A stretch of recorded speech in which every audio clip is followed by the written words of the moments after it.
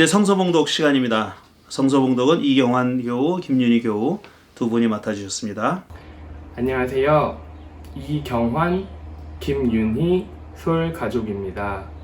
오랜만에 인사드립니다. 오늘 성경 말씀은 마태복음 24장 1절과 2절 말씀입니다. 예수께서 성전에서 나와서 걸어가시는데 제자들이 다가와서 성전 건물을 예수께 가리켜 보였다. 예수께서 그들에게 말씀하셨다.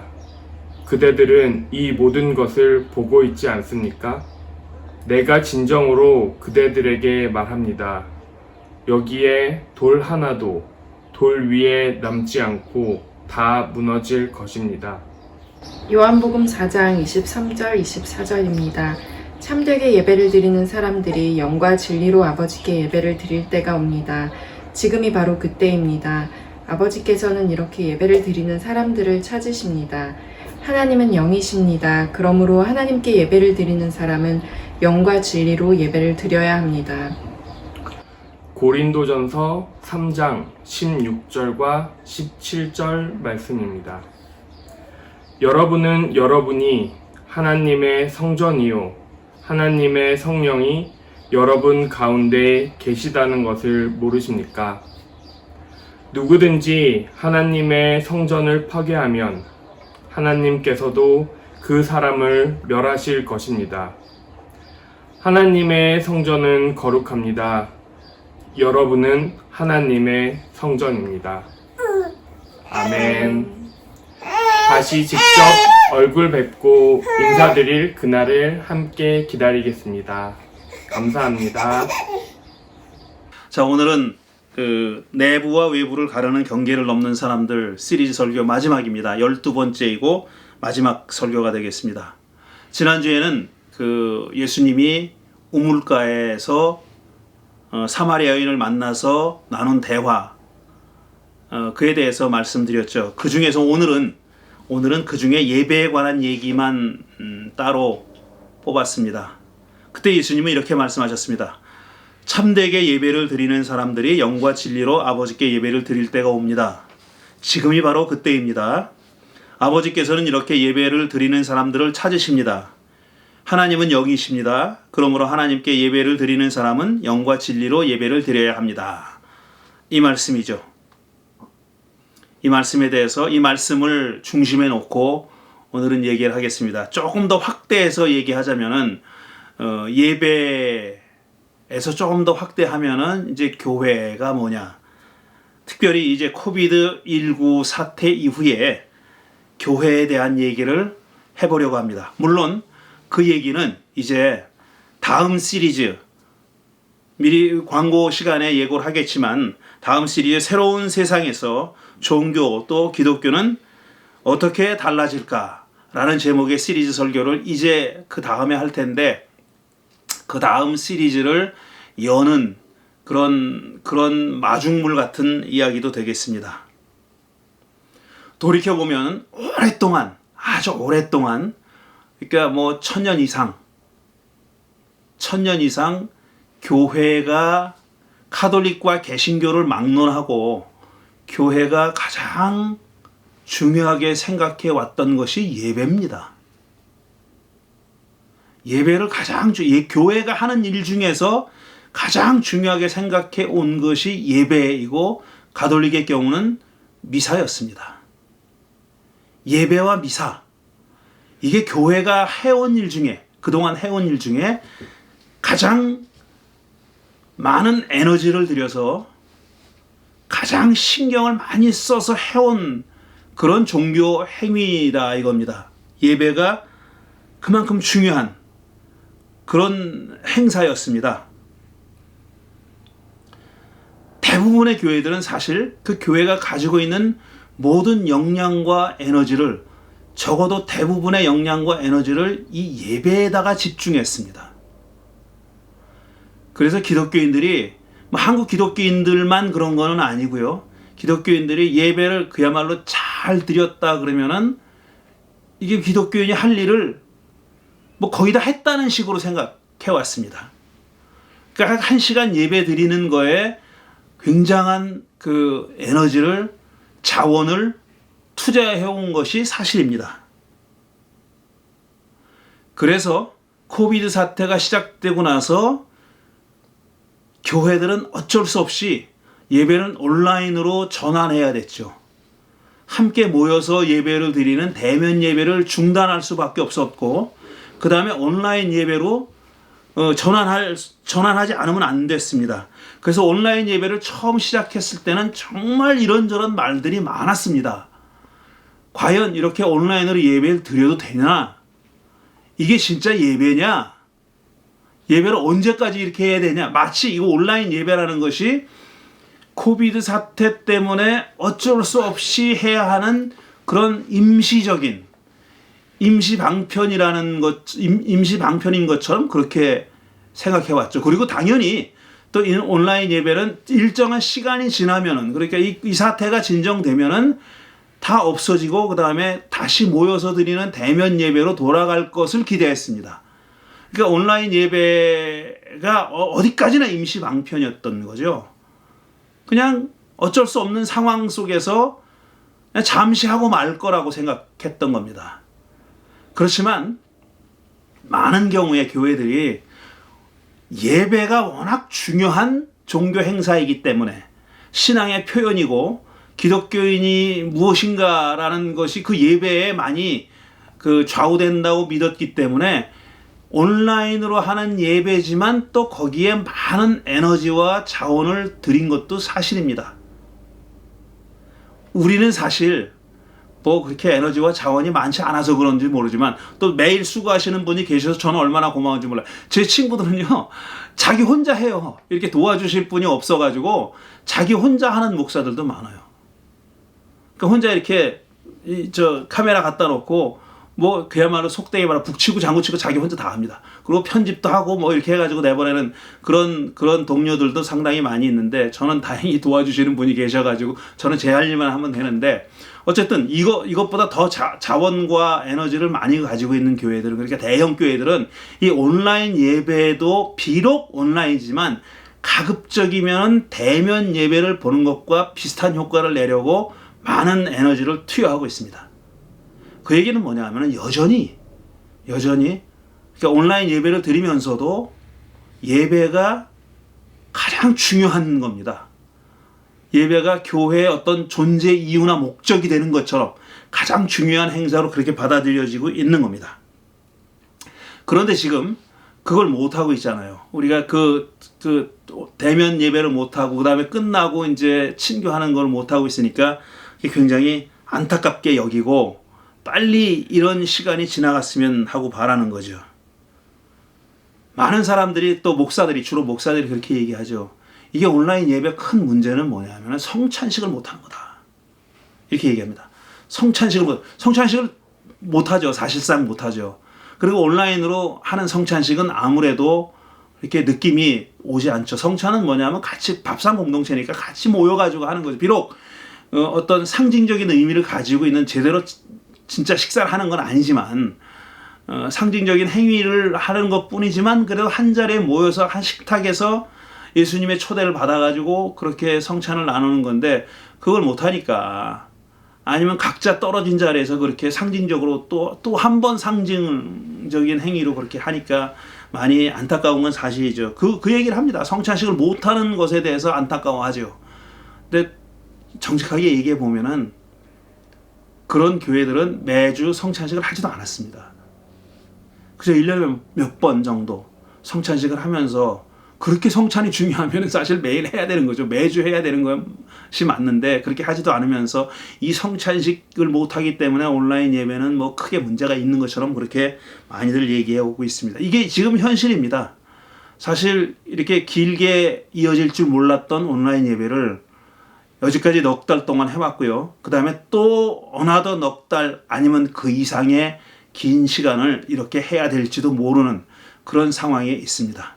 왜냐하면 이 코비드 사태가 지금 진정돼 가기는커녕 오히려 더 확산되고 있기 때문에 그렇습니다. 여기서 이 대목에서 우리가 조금 한번 본래적인 것이라 그럴까? 이런 걸 한번 좀 생각해 봐야 될 그런 시점이 왔다고 봅니다. 초대교회 교인들은, 그러니까 예수님의 메시지를 직접 듣고 예수님의 행동을, 삶을 직접 경험했던 사람들과 그 다음 세대 사람들, 그러니까 직접 경험했던 사람들로부터의 경험을 전수받은 사람들, 이 사람들을 어떤 사람들은 뭐 초대교회라고 부르기도 하고 또 원시교회라고 부르기도 하는데, 그 초대교회 때부터 말이죠, 교회는 자기들을 뭐라고 불렀냐면은 에클레시아라고 불렀습니다. 이 에클레시아라는 말은 웬만한 기독교인들은 한 번쯤 다 들어봤을 겁니다. 에클레시아. 이게 교회를 가리키는 그리스어입니다. 첫 기독교인들은 자기 자신을 에클레시아라고 부르는 거예요. 그리고 에클레시아라는 말은 어떤 뜻을 가지고 있냐면 에크라는 말 플러스 칼레오라는 말이 합성어입니다. 이 두 말이 합성어인데, 에크라는 말은 무슨 뜻이냐면은 에크는 밖으로라는 얘기예요.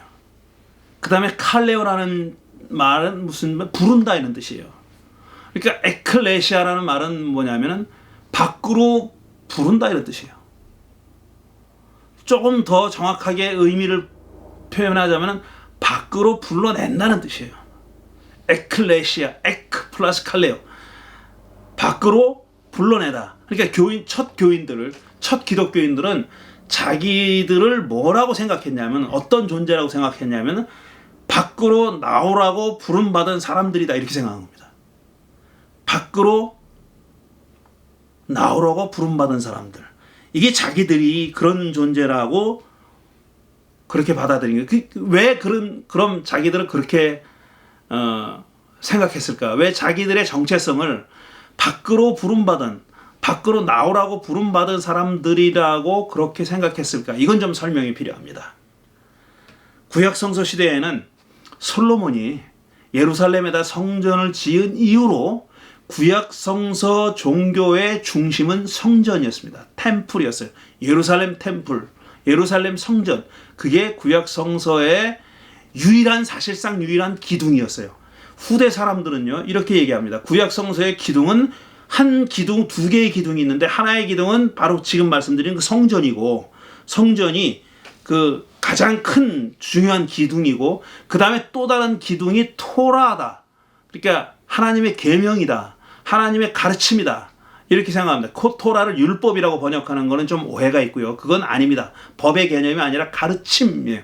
교훈, 가르침, 계명, 이런 정도로 번역할 수 있는 겁니다. 그러니까 두 개의 양대 기둥이 있는데, 하나는 성전이고 하나는 토라다, 이렇게 생각해요.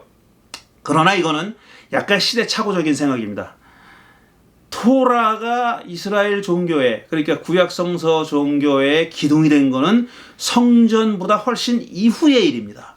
훨씬 나중의 일이에요. 물론 토라는 모세를 통해서 하나님께서 출애굽한 이스라엘 백성에게 주신 계명이에요. 시내산에서 내려준 계명입니다. 물론 10계명을 토대로 해서 계속 확대된 계명을 가리키는 겁니다. 그게 그래서 나중에 전체적으로 모세 5경을 토라라고 부르게 된 거죠. 모세 5경, 창세기, 출애굽기, 레위기, 민수기, 신명기, 이 5권의 책을 토라라고 부르게 된 건데, 그 이유는 뭐냐면은 그 5권의 책에 하나님의 가르침이, 그러니까 모세를 통해서 주신 하나님의 계명이 그 안에 들어있기 때문에 그렇게 부른 겁니다. 그런데 물론 그 계명은 모세 시대 때 받은 거예요.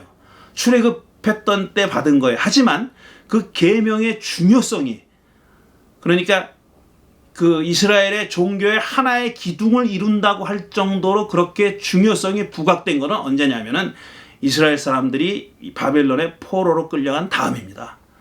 계명은 훨씬 이전에 주어졌지만, 그리고 그 계명에 따른 건 사실이지만, 그 계명이 이스라엘 종교의, 다시 말해서 구약성서 종교의 하나의 성전과 함께 또 다른 하나의 기둥을 구성하게 된 것은 포로로 잡혀간 다음이라는 거예요. 왜 그렇게 됐냐면은 그 성전의 유일한 기둥 역할을 했던 성전이, 그 이전에 유일한 이스라엘 종교의 기둥 역할을 했던 성전이 파괴됐기 때문에 그 다음에 그 자리를 이어받은 것이 토라입니다.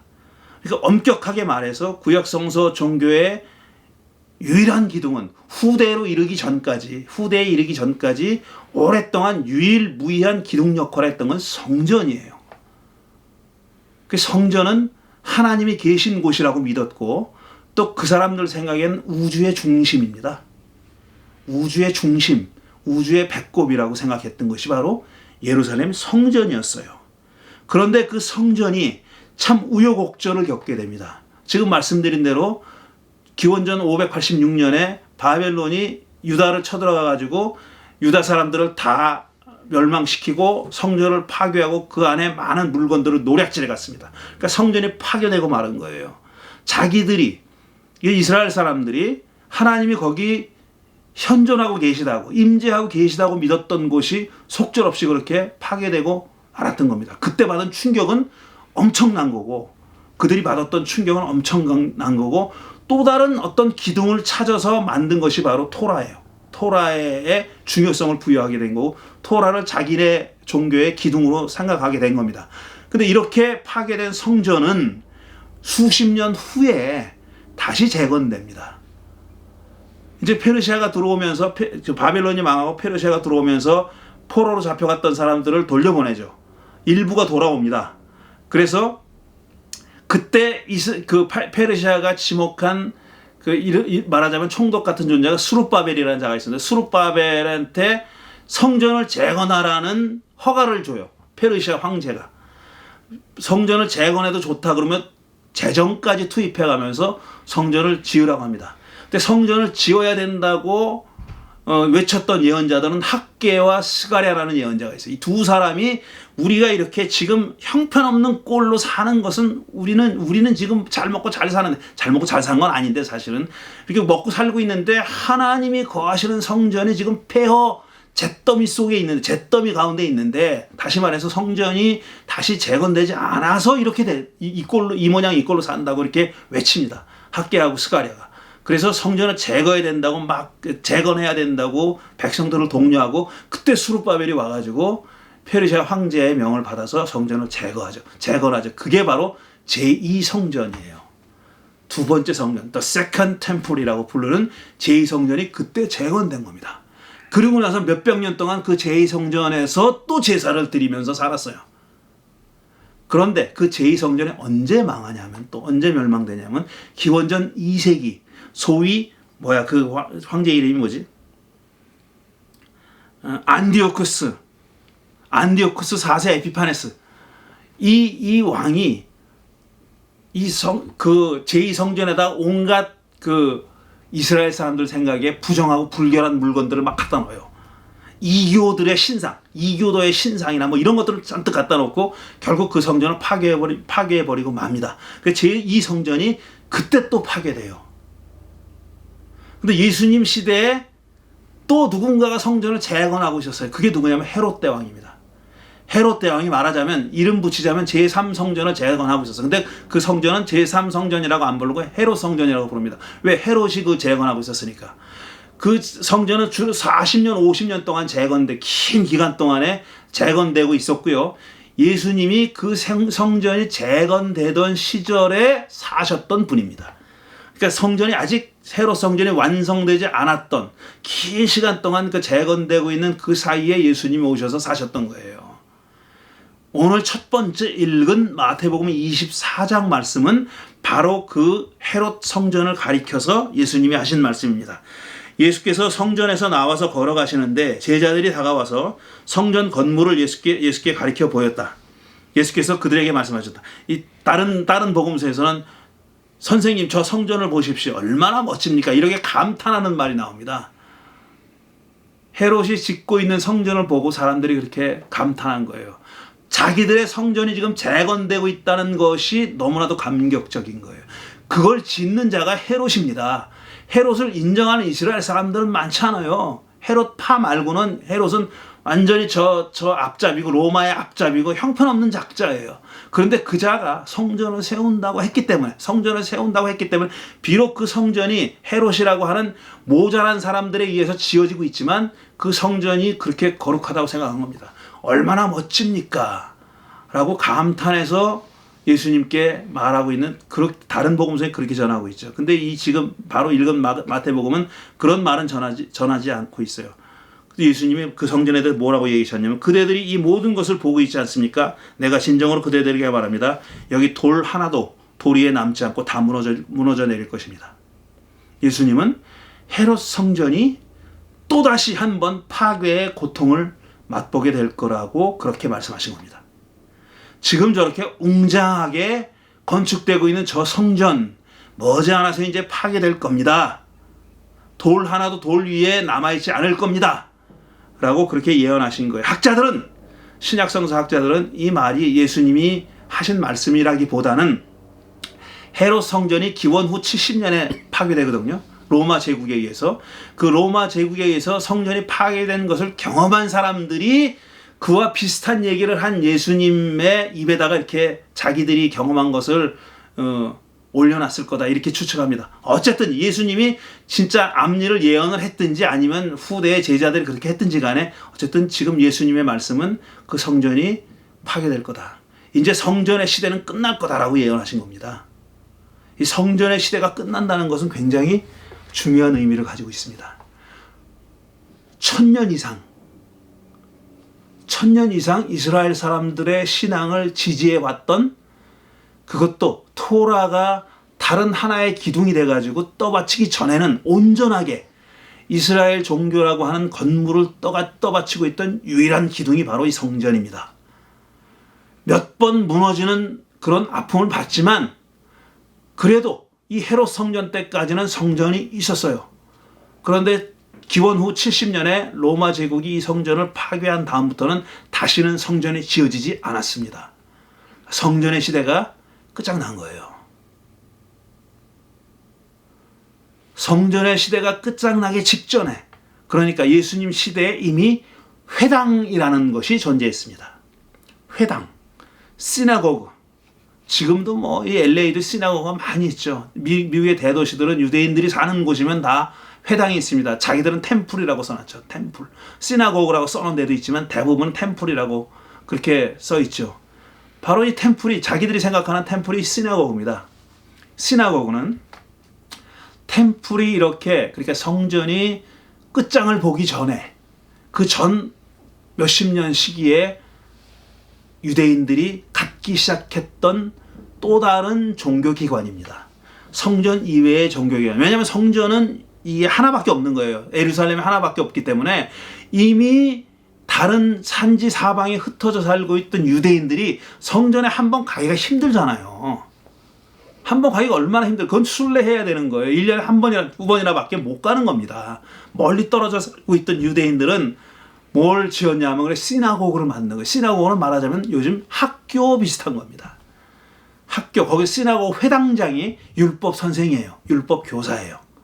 그리고 그 회당을 중심으로 바리새파 사람들이 토라를 가르치는 역할을 했습니다. 일종의 학교 같은 데예요. 거기서 제물을 바치는 예배는 드리지 않지만, 제사는 드리지 않지만 뭘 했냐면 성경을 읽고, 그들의 성경, 주로 그러니까 오경입니다. 모세 오경을 읽고 율법 교사들이 그걸 해설해주고, 이렇게 살아야 된다, 저렇게 살아야 된다, 이 계명은 이렇게 지켜야 된다, 저렇게 지켜야 된다. 오랫동안 전통적으로 그 율법과 계명을 해석해온 랍비들의 가르침을 가르쳐 또다시 전수하는 그런 학교의 일종의 학교입니다. 그러니까 시나고그는. 그런데 성전은 예루살렘에 하나밖에 없고 시나고그는 여러 도시와 촌락들의 시나고그들이 세워졌었어요. 그래서 예수님이 처음 이사야서 말씀을 읽은 데도 회당이었었어요. 갈릴리에 있는 회당에서, 나사렛에 있는 회당에 가서 이사야서 말씀을 읽었죠. 포로된 자들이 자유롭고 눈먼 자들이 눈을 뜰 것이다. 귀머거리가 듣게 될 것이다. 이런 얘기들을 처음에 이 은총의 해가 지금 여기서 이루어졌다라고 선포하신 데가 바로 회당이었습니다. 그러니까 길게 얘기했지만 초대 교인들이, 첫 그리스도인들이 자기들 에클레시아다, 우리는 에클레시아다, 밖으로 나오라고 부름받은 사람이다라고 스스로를 규정했을 때, 자기들의 그 정체성을 그렇게 규정했을 때는 성전과 회당이 존재하고 있었을 때예요. 그런데 왜 이 사람들은 거기에 들어가지 않고 거기에 편입되려고 하지 않고 거기 들어가서 거기서 한 자리 하려고 자기들의 영향력을 확대하려고 하지 않고 거기서 뛰쳐나온 사람들이라고, 거기서 밖으로 나오라고 부름받은 사람들이라고 자기들 생각했을까? 여긴 두 가지 이유가 있습니다. 첫째로는 그들은 자기들이 원치 않았는데 거기서 쫓겨났습니다. 쫓겨났어요. 예수님 살아계실 때는 그런 일이 일어나지 않았습니다. 예수를 따르던 자들이 회당에서 쫓겨나는 일이 일어나지 않았어요. 그러나 예수님이 십자가에 달려 죽으시고 부활하시고 나서 첫 그리스도인들이 이제 그들만의, 예수님이 그들 곁에 안 계시고 단지 성령의 인도를 받아서 그들이 신앙생활을 하고 있을 때, 예수님의 하나님 나라 복음을, 예수님이 전하신 하나님 나라 복음을 전하고 실천하면서 살고 있을 때 초기에 그들은 자기들이 전한 메시지 때문에 회당에서 축출당합니다. 쫓겨났어요. 너희들은 이제 더 이상 우리의 형제 자매가 아니다 그러면서 그리스도인들을 쫓아낸 겁니다. 그러니까 첫 그리스도인들이 소극적으로 생각해 보면은, 첫 그리스도인들이 자기들을 밖으로 나오라고 부름받은 사람이라고 그렇게 얘기했을 때는 그들이 쫓겨났기 때문이에요. 첫 번째로는 쫓겨났기 때문에 그렇게 자기들을 그렇게 생각한 겁니다. 그런데 그것보다 더 적극적인 의미로 자기들을 쫓겨난 사람들이라고, 그러니까 밖으로 나오라고 부름받은 사람들이라고 생각했던 것은, 그렇게 생각했던 것은 바울의 영향이 절대적이었습니다. 바울의 영향이 절대적이에요. 우리가 세 번째로 읽은 말씀, 고린도전서 3장의 말씀에 그게 잘 나타나 있습니다. 여러분은 여러분이 하나님의 성전이요 하나님의 성령이 여러분 가운데 계시다는 것을 모르십니까? 누구든지 하나님의 성전을 파괴하면 하나님께서 그 사람을 멸하실 것입니다. 하나님의 성전은 거룩합니다. 여러분은 하나님의 성전입니다. 하나님의 성전이 파괴될 수 있다는 걸 얘기하고 있어요. 바울은. 바울도 알고 있습니다. 첫 번째 성전과 두 번째 성전이 이미 파괴됐다는 걸 알고 있어요. 바울이 지금 활동했을 때 기원전 70년 이전이었기 때문에 세 번째 성전이 파괴되긴 전이에요. 하지만 바울도 이미 두 번의 성전이 파괴된 경험을 알고 있습니다. 그 역사를 알고 있어요. 성전이 파괴됐다는 것을 알고 있어요. 그런데 지금 바울이 얘기하는 거는 진짜 성전은 그 성전이 아닙니다라고 얘기하는 거예요. 진짜 성전은 여러분입니다. 여러분이 성전입니다. 그대들이 성전입니다. 그대들이 하나님의 성전이고 그대들이 하나님이 머무시는 장소입니다. 하나님이 그대들 속에 머물러 계십니다. 이렇게 얘기한 거예요. 그러니 여러분을 성전이라고 부르는데 주저하지 마시오. 여러분은 하나님이 그 안에 머물러 계시는 하나님의 성전입니다. 이렇게 얘기한 거예요. 지금 21세기를 사는 우리들은 심지어는 정말 건물을 져놓고 그걸 성전이라고 부릅니다. 그죠? 교회당, 예배당이라고 불러야죠. 예배하는 집이에요. 그거는 교회라는 곳에 집에 불과한 겁니다. 교회당이죠. 그러니까 집당짤 써가지고 교회당이에요. 그걸 우리는 성전이라고 불러요. 자꾸 성전. 왜냐하면 그 성전 시대, 구약 성서 시대의 성전이 그리운 거예요. 그 단순히 예배하는 곳이 아니라 거긴 하나님이 계신 곳이어야 되는 거예요. 우리가 거기 가면 하나님을 만날 수 있다. 거기로 들어가면, 바깥에서 우리는 일주일의 생활을, 6일 동안의 생활을 바깥에서 살지만 예배 드리러 가는 시간은 우리가 그 안으로 들어가는 것이고, 그 안에 들어가면 우리가 하나님이 계시는 곳으로 들어가는 것이고, 하나님이 임재하는 곳으로 들어가서 그 안에 들어가서 하나님을 만난다고 생각하는 거예요.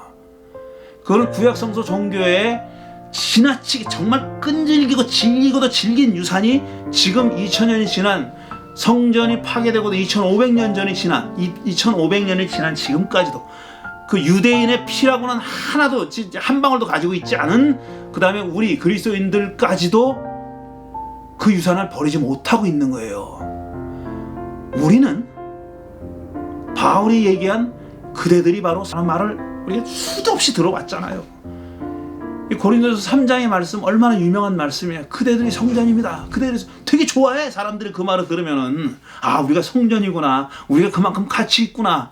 근데 그 말이 가지고 있는 깊은 뜻은 생각하지 않아요. 우리는 밖으로 나오라고 부름받은 존재입니다. 그 안에 머물러 있지 말고 밖으로 나오라고 밖으로 나오라고 부름받은 존재예요. 근데 하나님은 우리를 밖으로 끌어내시면서 그냥 끌어내신 게 아닙니다. 내가 그대들 안에 있겠다고. 더 이상 저 건물 쳐다보지 말라고. 우리는 모이는 사람이 아니라고. 어떤 문을 열고 그 안에 들어가는 사람이 아니라 문을 열고 거기서 나와야 되는 사람이라고. 근데 걱정하지 말라고. 내가 그대들 안에 머물러 있을 테니까, 그대들과 함께 할 테니까 걱정하지 말라고. 염려하지 말라고. 평안하라고. 그렇게 하면서 우리를 밖으로 끌어내신 거예요. 계시록 3장을 보면은 우리가 잘 아는 구절이 있죠. 주님이 우리 문 밖에서 문을 두드리고 계신다고. 뭐 가스펠송도 있고 얼마나 많아요. 문을 두드리고 계신다. 우리가 열어서 그 문을 열고 주님을 맞아들이면 우리와 주님이 문 안으로 들어오셔가지고 우리와 먹고 마시고 함께 친교한다. 그게 계시록 3장 1절 이하에 있는 말씀이에요. 계속 낙낙하고 문을 두드리고 계신다. 우리가 문을 열기만 하면 된다 이거죠. 우리의 마음의 문을, 영혼의 문을 열기만 하면 예수님이 우리 안에 들어오셔가지고 우리와 함께 먹고 마시고 즐길 것이다. 이게 지금부터 2000년 전에 계시록을 통해서 우리에게 주신 말씀입니다. 지금 코비드 이후의 사태는 사실 그 전에 벌써 늦었어요. 벌써부터 했어야 되는 일입니다. 이건 이미 오래전에 이미 했어야 되는 일이에요. 오래전에 했어야 되는 체인지예요. 변화예요. 바꿨어야 됩니다. 이렇게 그 말씀은 뭐라고 바꿔야 되냐면 예수님께서 우리에게 문을 두드리고 계십니다. 우리는 문을 열어야 돼요. 거기까지 똑같아요. 근데 우리 예수님을 우리 문 안으로 영접해서 받아들이려고 하지 말고 예수님과 함께 우리가 바깥으로 나갔어야 되는 거예요. 바깥으로 나갔어야 되는 거예요. 그게 에클레시아입니다. 예수님이 그렇게 하라고 우리의 문을 두들기신 거예요. 밖으로 부르시려고. 밖으로 나오라고. 이제 사실 코로나 바이러스라는 거는 우리 뒤통수를 정말 이 세상 사람 모든 사람들의 뒤통수를 쳤어요. 그런데 가장 세게 맞았어야 되는 사람들은 우리 그리스도인들입니다. 그 뒤통수를 맞은 충격을 가장 예민하게 느꼈어야 되는 사람들은 우리 그리스도인들이에요. 그 바이러스가 이 정말 보이지도 않는 바이러스가 우리 뒤통수를 쳐도 보통 친 게 아닙니다. 정신 차려 이놈들아. 그리고 야 이 인간들아. 정신 차려. 벌써 한참 늦었거든. 벌써부터 정신 차렸어야 되는 거거든. 니들 벌써 나왔어야 돼. 벌써 나왔어야 돼. 그렇게 무슨 그거 아니면은 그걸 제대로 안 하면은 마치 기독교인이 아니고 그걸 정말 멋지게 해내지 않으면은 교회가 아니라는 듯이 믿고 예배 그 1시간 모여서 우리끼리 기도하고 찬송하고 말씀 듣고 하는 다 좋은 일이에요. 좋은 일이에요. 근데 그게 우리의 본질을 좌우하는 건 아니라는 겁니다. 그 깨달음이 진작부터 있었어야 된다는 거예요. 우리가 가지고 있는 모든 리소스와 에너지를 거기다 다 드리지는 말았어야 되는 거예요. 우리는 그렇게 해야죠. 예배를 해야죠. 물론입니다. 예배를 해야 됩니다. 근데 그에 못지않게 아니 그 이상으로 우리가 가슴 깊이 간직해야 됐던 것은 그 밖으로 나오는 일이었었어요. 그 바깥으로 예배가 이루어지는 것 그 바깥으로 나오는 일이었었어요. 그게 우리의 정체성이었다 이거예요. 그게 기독교인의 본래 기독교인이 그런 거였었습니다. 성전에서 뛰쳐나온 사람들, 시나고그에서 뛰쳐나온 사람들. 그래서 모일 데가 없어서 할 수 없이 무덤에서 모였던 사람들. 무덤에서 모였다는 얘기는 그게 영구적인 장소가 아니라는 얘기예요. 우리는 바깥에 있어야 하는 사람들인 겁니다. 바깥에 존재해야 되는 사람들이에요. 그냥 바깥에만 소극적으로 존재하는 게 아니라 그 안과 밖을 나누었던 장벽을 우리가 하나하나 벽돌을 끄집어내서 그 장벽을 없애는 게 우리 일인 사람들, 우리가 해야 할 일인 사람들. 그게 저는 기독교인이라고. 본래부터 그랬다고. 근데 2000년 동안 그걸 우리는 망각하고 살아왔다고. 근데 그 팬데믹 덕분에, 코비드 덕분에 우리가 정신이 번쩍 난 겁니다. 물론 모든 기독교인들이 정신이 났다고는 생각하지 않아요. 근데 누군가가 일을 해야 되는 겁니다. 정신을 번쩍 차리고, 야, 이게 본래 우리가 있어야 하는 곳으로 우리를 쫓아낸 겁니다. 또 이제는 예수님이 문에서 문을 두들기면은 그분을 맞아 들이려고 하지 말고 우리가 그분의 손을 잡고 바깥으로 나와야 되는 겁니다.